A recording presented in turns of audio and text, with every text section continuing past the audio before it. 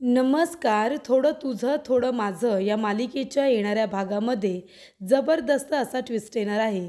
तर इथे प्रभू निवासावरती फक्त आणि फक्त गायत्रीची सत्ता असते. गायत्री म्हणेल तेच. पण आता चित्र बदलणार आहे प्रेक्षकांनो. तर त्या घरामध्ये मानसी तेजस प्रभू हिची एंट्री झालेली असते आणि म्हणूनच मानसीला प्रत्येक व्यक्तीला न्याय मिळवून द्यायचा असतो.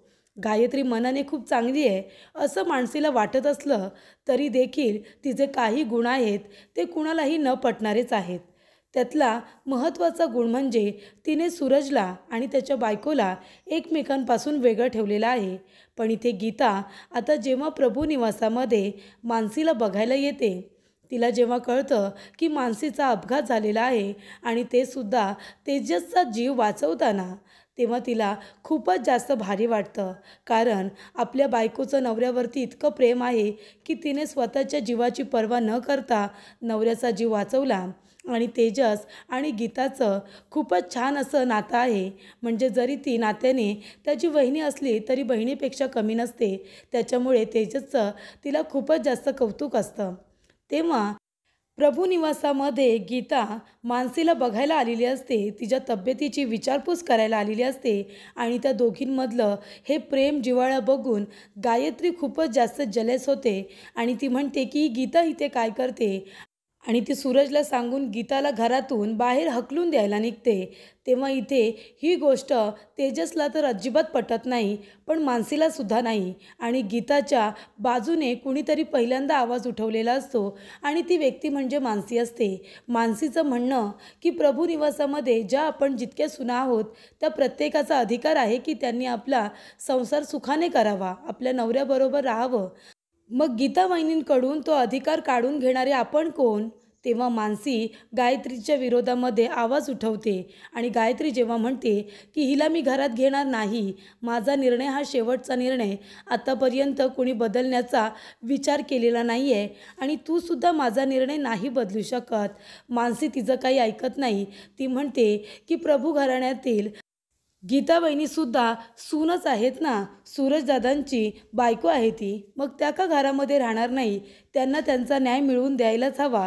त्यांनीसुद्धा प्रभू घराण्यातील सून म्हणून इथे राहायला हवं. त्यांनी त्यांचा संसार करायला हवा आणि म्हणूनच आज पहिल्यांदा तुमचा निर्णय मी मान्य करणार नाही आहे आणि त्यांना या घरामध्ये राहण्यासाठी मी सुद्धा प्रयत्न करणार, आवाज उचलणार. असं मानसी जेव्हा म्हणते तेव्हा गायत्रीला खूप राग येतो, पण त्याचबरोबर गीताला खूप आनंद होतो. कारण पहिल्यांदा तिच्या बाजूने कुणीतरी हिंमत केलेली असते गायत्रीला उलट उत्तर देण्याची आणि ते उत्तर मानसीने खूप चांगल्या पद्धतीने दिलेलं असतं. तर इथे ही बातमी गीताला कशी कळते की मानसीचा अपघात झालेला असतो आणि ती गोष्ट कळल्यानंतर गीता मानसीची चौकशी करण्यासाठी प्रभूंच्या घरी येते आणि तिथे गायत्री जेव्हा इथे गीताला बघते, मानसीला एकत्र बघते, तिला खूप राग येतो आणि ती सूरजला अशी एक गोष्ट सांगते ज्याच्यामुळे सूरज घाबरतो आणि लगेचच गीताला त्या घरातून बाहेर हकलून देतो आणि म्हणतो की पुन्हा इथे यायचं नाही, मला तुझ्याबरोबर राहायचं नाही आहे, संसार करायचा नाही आहे, तू आत्ताच्या आत्ता इथून निघून जा. पण कशा पद्धतीने मानसी तिच्या बरोबरीने आवाज उचलते, तिच्या बाजूने आवाज उचलते, आजच्या भागामध्ये सविस्तरपणे आपण बघूया. तर इथे आता प्रभू निवासामध्ये पहिल्यांदा गायत्रीच्या विरोधामध्ये कुणीतरी आवाज उचललेला असतो आणि ती व्यक्ती असते मानसी. बाकी कुणीही तिच्यासमोर काही बोलत नाही, कारण ती सगळ्यांना आपल्या दबावाखाली ठेवत असते. घराचे 2 लाख रुपये तिने भरलेले असतात, त्याच्यामुळे ती सगळ्यांना आपल्या पायाखालची धूळ समजत असते आणि तशा पद्धतीनेच सगळ्यांना वागणूक देत असते. मात्र मानसीला तिच्या काही गोष्टी ह्या अजिबात पटत नाही आणि तिच्या लक्षात आलेलं असतं की ही चांगली आहे, पण फक्त स्वतःसाठी. दुसऱ्यांना कमी लेखण्याची एक संधीसुद्धा सोडत नाही, हे सुद्धा तिला माहिती असतं. आणि सूरज आणि गीताला तिने मुद्दामून घरातून बाहेर ठेवलेलं असतं, कारण सूरजला दारूच्या आहारी तिने पाठवलेलं असतं. 50 रुपये घे, रोजची दारू पी, पण त्या गीताला घरामध्ये आणू नकोस. कारण गीता खूपच हुशार आहे, ती तोंडावर बोलणारी आहे. गायत्रीचं सगळं प्लॅनिंग तिच्या लक्षात आलं होतं आणि म्हणूनच तिने गीताला घरातून बाहेर हकलून दिलं होतं, जेणेकरून तिच्या प्लॅनच्या मध्ये जर कुणी खोडा निर्माण केला असता तर ती एकमेव असती ती गीता. परिस्थितीने जरी सामान्य असली तरी डोक्याने खूपच जास्त हुशार आणि शिकलेली असते म्हणून. आणि तिचा संसारसुद्धा सुखाने चालू असतो आणि सगळं काही घरातलं ती व्यवस्थित बघत असते. मात्र गायत्रीला आता सगळं काही प्रभूंच्या निवासामध्ये चांगलं चालू आहे ते बघायचं नसतं. म्हणूनच ती गीताला घरातून बाहेर हकलून देते आणि सूरजला दारूच्या आहारी जायला सांगते.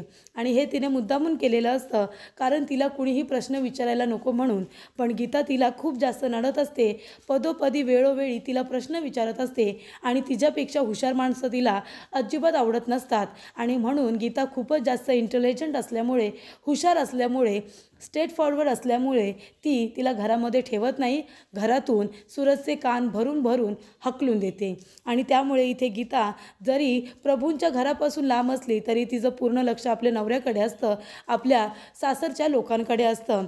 ती अधूनमधून त्यांना भेटायला येतच असते. सूरजची काळजी तरीसुद्धा ती घेतच असते. पण इथे आता मानसी जेव्हापासून तेजसबरोबर लग्न करून घरी आलेली असते तेव्हापासून मानसी गायत्रीला उलट जरी बोलत नसली तरीसुद्धा गोड गोड बोलून आपले मत मांडून ती तिला सांगत असते की तू कुठे कुठे चुकीची आहेस ते. तर इथे आता तेजसने गीताला बहिणीचा दर्जा दिलेला असतो आणि तिला कळतं की मानसीचा खूप मोठा अपघात झाला आहे. तेव्हा ती मानसीची चौकशी करण्यासाठी येते कारण मानसी खूप चांगली आहे हे तिला बरोबर माहिती आहे. तेव्हा ती तिला विचारपूस करण्यासाठी येते. मानसी म्हणते की गीता वहिनी या ना, आतमध्ये या. तेव्हा ती तिच्याजवळ जाते. तिला छान पद्धतीने ती डोक्यावरून हात फिरवते आणि म्हणते की स्वतःच्या नवऱ्यासाठी जीवाची पर्वा न करता तुम्ही तेजस भाऊजींचा जीव वाचवलास. तू खरंच खूप चांगली आहेस. तेव्हा मानसी म्हणते की तुम्ही बसा ना, मी तुमच्यासाठी आभाला चहा आणायला सांगते. तेव्हा इथे आता गीता म्हणत असते काही नको, चहा वगैरे नको, उगाच मला कोणी बघितलं तर प्रॉब्लेम होईल, मी आता जाते. तेव्हा मानसी म्हणते का तुम्ही कशाला जाताय, तुम्ही थांबा ना इथेच, तुमचंसुद्धा हे घर आहे ना, तुम्ही दुसरीकडे का राहता, भाडं भरता, त्यापेक्षा तुम्ही आपल्या घरी राहा. तेव्हा इथे गीता म्हणत असते की नाही, मला सूरजने या घरातून जायला सांगितलं आहे ना, ते सुद्धा त्या गायत्रीच्या सांगण्यावरून, त्याच्यामुळे मी इथे नाही राहू शकत, उगाच प्रॉब्लेम क्रिएट व्हायला नको. तेव्हा मानसी म्हणते असं अजिबात नाही आहे, तुम्ही थोड्या वेळासाठी जरी आलात ना तरीसुद्धा घरामध्ये किती पॉझिटिव्हिटी येते आणि तुम्ही काही चुकीचं पण वागलेलं नाही आहेत. मग तुम्ही घरामध्ये का राहत नाही, घरातले सगळेजण तुम्हाला किती मानतात. तर इथे मावशी, आभा, तेजस सगळेजणच तुमच्यावरती किती प्रेम करतात. मग तुम्ही का बरं इथे राहत नाही, तुम्ही राहायला पाहिजे ना. तेव्हा गीता म्हणते की सगळ्याच गोष्टी आता मला सांगता येणार नाही, पण कधीतरी वेळ आली तर तुला नक्की सांगेन, पण आता नको, आता मी निघते. तेव्हा त्या दोघींना एकमेकांशी हसताना बोलताना बघून गायत्रीला खूप जास्त राग येतो. गायत्री सूरजला बोलावते आणि म्हणते की ही गीता इथे काय करते. सूरज, मी तुला सांगितलं होतं ना की ह्या बाईला या घरामध्ये घ्यायचं नाही म्हणून, आणि बघ दोघीजणी किती एकमेकींबरोबर छान बोलतायत. मग माझ्या विरोधात काही कटकारस्थानं करतायत की काय, त्यांनी टीम केली आहे का एक, नाही ना. मग सूरजला ती 50 रुपयाच्या ऐवजी 100 रुपये देते आणि म्हणते की हे ग 100 रुपये, आणि आत्ताच्या आता तुझ्या बायकोला घरातून जायला सांग, नाहीतर ज्या पायांनी ती व्यवस्थित चालत आली आहे ना, पुढच्या वेळेला प्रभूंच्या घरी तिला येता येणार नाही. तेव्हा सूरज म्हणतो का, कारण तिचे हातपायच राहणार नाही आहेत. तेव्हा इकडे रस्त्याने चालताना किती गाड्या असतात सूरज, तुला माहिती आहे ना, कुठली एखादी गाडी आली, धडकली, जशी मानसीला धडकली, बरोबर की नाही. मग तसंच तुला जर वाटत असेल की हिचे हातपाय चांगले मजबूत राहावेत, कारण तिने कमवावं, स्वतःचं पोट भरावं, निदान त्यासाठी तरी मग तू तिला आता या घरातून कसं जायला सांगणार आहेस, हे तुझं तू बघ. तेव्हा सूरजच्या लक्षात येतं एक प्रकारे गायत्रीने त्याला धमकीच दिलेली असते की जर पुन्हा इथे ही गीता आली तर तिचा अपघात घडून आणेन किंवा एखाद्या गाडीला तिला धडक मारायला सांगेन आणि तिला लुळीपांगे करून ठेवेन. तेव्हा सूरज घाबरतो. त्याला गीताचा जीव सगळ्यात जास्त महत्त्वाचा असतो. त्याला असं वाटतं की जाऊ दे, आमचा संसार जरी झाला नाही तरी चालेल, पण गीता तिच्या घरी सुखी राहायला हवी आणि मी माझ्या घरी. तेव्हा त्याला स्वतःहीपेक्षा गीताच्या जीवाची पर्वा असते आणि तो म्हणतो की गीता, तू इथे काय करतेस, आत्ताच्या आत्ता इथून निघून जा. तेव्हा गीता म्हणते असं काय करताय, मी मानसीला बघायला आली आहे ना. तेव्हा मानसी म्हणते की सूरज भाऊजी असं काय करताय, गीता वहिनी तुमची बायको आहे ना, तुम्हीच तिचं एवढं रागराग का करता, त्यांनी काही चुकीचं तर केलेलं नाही आहे ना. तेव्हा इकडे सूरज म्हणतो की मानसी, तू काही बोलू नकोस, तू याच्यामध्ये पडू नकोस, तू आत्ताच्या आत्ता इथून निघून जा बरं.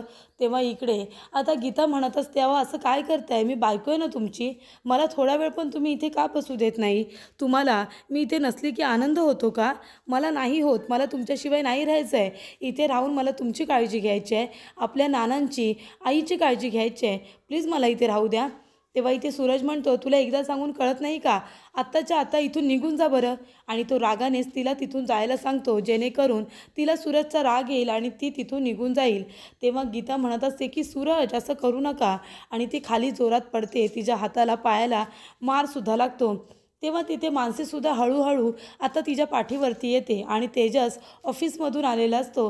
तो म्हणतो की गीता वहिनी, आणि तो सूरजला म्हणतो की दादा, अरे हे सगळं काय चाललं आहे तुझं? गीता वहिनीला जर कुठे लागलं तर? ती इथे आली होती, तिने मला फोन केला होता, म्हणून मी सांगितलं होतं की मानसीचा अपघात झाला होता, पण ती आता बरी आहे म्हणून बघायला आली होती ना गीता वहिनी, तर तू तिला घरातून असं हाकलून का देतोयस? तेव्हा इथे मानसी म्हणत असते की गीता वहिनी, तुम्ही नका जाऊ कुठेच. तेजसला इथे खूप वाईट वाटतं. सूरजलासुद्धा आपली चूक कळलेली असते. तो आता तिथून सरळ निघून जातो दारू पिण्यासाठी. तेव्हा तिथे गायत्री येते आणि म्हणते की कळलं ना सूरजने काय सांगितलं आहे ते, आत्ताच्या आत्ता निघून जा. तेव्हा मानसी म्हणत असते की का जातील त्या इथून? त्यासुद्धा प्रभू घराण्याची सूनच आहे ना, सूरज भाऊजींची बायको आहे. आणि जर त्यांनी काही चुकीचं केलेलं नाही आहे, घरातले सगळे लोक त्यांच्यावरती इतकं प्रेम करतात, मग ते आपल्यापासून दूर का राहत आहेत? तेव्हा गायत्री म्हणते, माझा निर्णय कुणीही बदलू शकत नाही. तेव्हा मानसी म्हणते की आज पहिल्यांदा मी तुमचा निर्णय मान्य करणार नाही आहे आणि बदलणार आहे. मला असं वाटतं हे घर गीता वहिनींचं सुद्धा आहे आणि कायद्याने हे घर त्यांचंसुद्धा आहे. त्याच्यामुळे आम्ही त्यांना त्यांचा हक्क अधिकार मिळवून देण्यासाठी नक्की प्रयत्न करू, त्यांच्या बाजूने उभे राहू. हो की नाही राष्ट्रहित? आणि मानसी तेजसचा हात पकडते आणि म्हणते की आम्ही दोघेजणं गीता वहिनीच्या बाजूने आहोत. आम्ही त्यांना त्यांचा हक्क मिळवून देणार. या घरामध्ये राहण्याचा हक्क त्यांच्याकडून कुणीही हिरावून घेऊ शकत नाही. तेव्हा इथे मानसी म्हणत असते की तुमचा निर्णय प्रत्येक वेळेला बरोबरच असतो असा होत नाही. मग जर तो चुकीचा असेल तरीसुद्धा तुमच्यासमोर लोकांनी बोलायचं नाही का? हे मला मान्य नाही आहे. गीता वहिनी याच घरामध्ये राहणार, असं ठामपणे आता मानसी गायत्रीसमोर बोलत असते.